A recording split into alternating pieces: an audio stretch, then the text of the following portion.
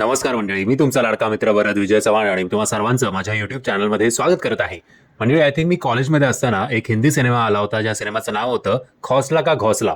आता I think तेव्हा mall संस्कृती नुसतीच उभी राहत होती आणि मॉलमध्ये तो सिनेमा खूप चालला होता आणि त्या सिनेमाला खूप चालला होता म्हणजे अगदी शाहरुख किंवा सलमान एवढ्या सिनेमांचं नाही कलेक्शन त्याचं होतं, बट एक ॲक्टर्स ओरिएंटेड सिनेमा असून सुद्धा त्या सिनेमाचं कलेक्शन चांगलं होतं आणि त्याला क्रिटिकल अक्लेम सुद्धा खूप मिळालं होतं. एवढंच नव्हे तर जेव्हा तो टीव्हीवर आला सिनेमा, कारण तेव्हा OTTचा जमाना नव्हता, त्याच्यानंतर सुद्धा ज्या लोकांनी थिएटरमध्ये बघितला नाही त्या लोकांना तो सिनेमा जेव्हा त्यांनी टीव्हीवर बघितला तेव्हा सुद्धा त्यांना तो सिनेमा आवडला. आता अगदी तशी ही स्टोरी नाही आहे बुंदीस या सिनेमाची. एकतर आय थिंक या सिनेमाचा टीजर जेव्हा आला तेव्हापासून मी विचारतोय की बाबा बुंदीस याचा अर्थ काय आहे. मला अर्थ या सिनेमाचा कळलेला नाही आहे, या टायटलचा अर्थ मला कळलेला नाही आहे. आणि थंबनेल पण मी असं म्हटलंय की हा फक्त ग्रामीण लोकांसाठी, कारण तिकडे या गोष्टी जास्त होत असतील अनफॉर्च्युनेटली.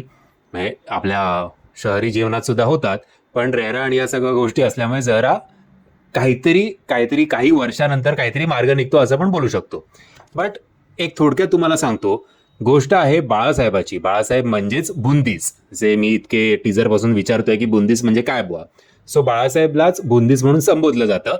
हे जे मेन कॅरेक्टर आहे ते यशराज डिंबाळे यांनी प्ले केलेलं आहे आणि गोष्ट आहे बुंदीसची आणि त्याच्या बाबांची म्हणजेच सुभानरावची.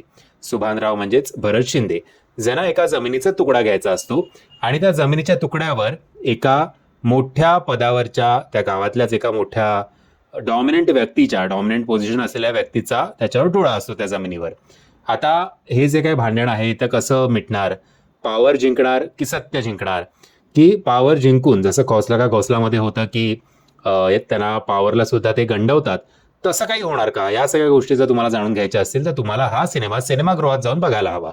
सोमनाथ संभाजी तांबे यांनी ही कथा आणि स्क्रीन प्ले लिहिलेला आहे, जो आहे एंगेजिंग आहे. बट मला माहिती नाही की शहरी लोकांना हा कितपत रुचेल.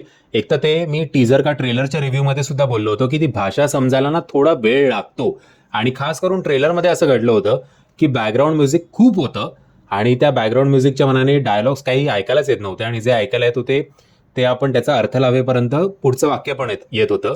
तो शहरी लोकांना ही जी भाषा आहे, हा जो लहेजा आहे तो समजण्यात थोडा वेळ जाईल. आता मला मान्य आहे की फॅन्ड्री नावाचा एक काय बोलतात त्याला एक्सेप्शन आहे, की फॅन्ड्री शहरी लोकांनी सुद्धा तेवढा उचलला होता जेवढा त्या पट्ट्यातल्या लोकांनी उचलला होता. तसं या सिनेमाच्या बाबतीत झालं तर उत्तमच. डायलॉग्स या सिनेमाचे ओके आहेत. या सिनेमाचा जो ड्रामा आहे तो थोडा अति ताणल्यासारखा मला तरी वाटला, माहिती नाही बुवा. अभिनयाचं बघायला गेलं तर यशराज डिंबाळे यांनी जी प्रमुख भूमिका केली आहे आपल्या बुंदीसची, त्यांनी त्याचं काम बऱ्यापैकी चांगलं केलेलं आहे. भरत शिंदे, मनिक काळे, आशुतोष वाडेकर, अश्विन तांबे, अनुष्का भेंडे, माधव अभ्यंकर या त्यांच्या नेहमीच्या शैलीतच आपल्याला बघायला मिळतात. अविनाश कीर्ती, अद्वैत दळवी, श्वेता परदेसी, अजून सुद्धा मी काय नावं विसरलो असेल तर माफ करा. या लोकांनी बऱ्यापैकी चांगली कामं केली आहेत. एक चांगला सपोर्ट या लोकांनी दिलेला आहे. शीतलजी असतील, सुरेखाजी असतील किंवा कुमार पाटोळे जी असतील, सगळ्यांनी बरं काम केलेलं आहे. डिरेक्शन वैभवजी यांचं आहे, वैभवजी सुपेकर याचं डिरेक्शन चांगलं आहे. सोमनाथजी यांचं म्युझिक आणि लिरिक्स जे आहेत ते सुद्धा बऱ्यापैकी जमून आलेत. सागर रोकडे आणि आरती गुप्ता यांची कोरिओग्राफी आहे. कोरिओग्राफी असं काही ठीक आहे, चालून जाईल, सिच्युएशननुसार आहे असं आपण म्हणू शकतो. विनीत देशपांडे यांचं म्युझिक ओके आहे. कॅमेरा वर्क ठीक आहे, ते रिअलिस्टिक वाटतं, त्या पट्ट्यातल्या लोकांना ते जास्त कनेक्ट होईल. शहरी भागातल्या लोकांना ते कितपत रुचेल मला माहिती नाही. ओव्हरऑल आय थिंक या सिनेमाला थोडं जर एडिट करण्यात आलं असतं तर सिनेमा चांगला जमून गेला असता. आणि थोडा हा जो हल्ली मी बघतोय खास करून की आमचा ग्रामीण नाही, खास करून आपल्या ग्रामीण भागातल्या बांधवांना माहिती नाही शहरी लोकांपासून काहीतरी ॲलर्जी आहे. प्लीज माझ्या म्हणण्याचा काहीतरी चुकीचा अर्थ काढू नका. मागच्या वेळेला रौंदळ या सिनेमाचा जेव्हा मी रिव्ह्यू केला होता तेव्हा मला जास्त प्रामुख्याने ही गोष्ट जाणवली होती की आता मराठी लोकच, मी तर आपला मराठी सिनेमा म्हणून प्रत्येक मराठी सिनेमा बघतो, खास करून जे ग्रामीण भागातले सिनेमे आहेत त्यांना माझा रिव्ह्यू जर पटला नाही तर ते म्हणतात अरे तुम्ही MMRDA वाल्यानं तुम्हाला काय करणार एक्सेट्रा एक्सेट्रा. हे तर म्हणजे तसंच झालं की या दुपारी उठणाऱ्यांना काय माहिती की शेतीतल्या यांना काय कळतं, यांना माहिती तरी आहे का की खालून काय उगवतं आणि वरून काय उगवतं या ठिकाणी. सो बाबा मी तरी त्या हिशोबाने नाही बघत आहे. मी ॲटलिस्ट बघतोय तरी एवढे सिनेमे, तर तुम्ही सुद्धा यूट्यूबवर कमेंट्स करण्यापेक्षा ग्रामीण भागातला प्रेक्षक असेल किंवा शहरी भागातला प्रेक्षक असेल, तुम्हा सगळ्यांना हीच विनंती आहे की बाबा कुठलाही मराठी सिनेमा जर तुम्हाला ॲटलिस्ट वाटतंय ना ट्रेलर किंवा टीजर बघून की याला आपण बघितलं पाहिजे बुवा, तर कुठलाही पुढचा विचार न करता सिनेमे बघा. कारण फक्त 3 दिवसाचा खेळ आहे.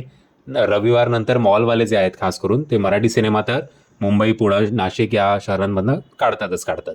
सो सगळ्यांना विनंती आहे की बाबा प्लीज मराठी सिनेमाला ग्रामीण आणि शहरी असं विभाजन याचं करू नका. कुठला विषय जर तुम्हाला आवडला, आता तसं बघायला गेलं तर कांतारा आणि आपला काय संबंध होता का, कोला बिला हे तुम्हाला काही लोकांना माहिती सुद्धा नसेल तरी आपण ते ॲक्सेप्ट केलंच ना. सो तसं आपल्या मराठी सिनेमांना प्राधान्य द्या. सिनेमा आवडणं न आवडणं हा पुढचा भाग आहे. हा सिनेमा किती लोकांना आवडेल याच्याबद्दल मला शंका आहे, कारण मार्केटमध्ये एवढी हाईप नाही या सिनेमाची. एनिवेज, मी आशा करतो तुम्ही हा व्हिडिओ बघून तरी जर तुमच्या मनात असेल की हा सिनेमा आपण बघितला पाहिजे तर हा सिनेमा सिनेमागृहात जाऊन बघाल. आणि जर तुम्हाला हा व्हिडिओ आवडला असेल तर प्लीज या व्हिडिओला लाईक, शेअर आणि चॅनलला सबस्क्राईब करायला विसरू नका.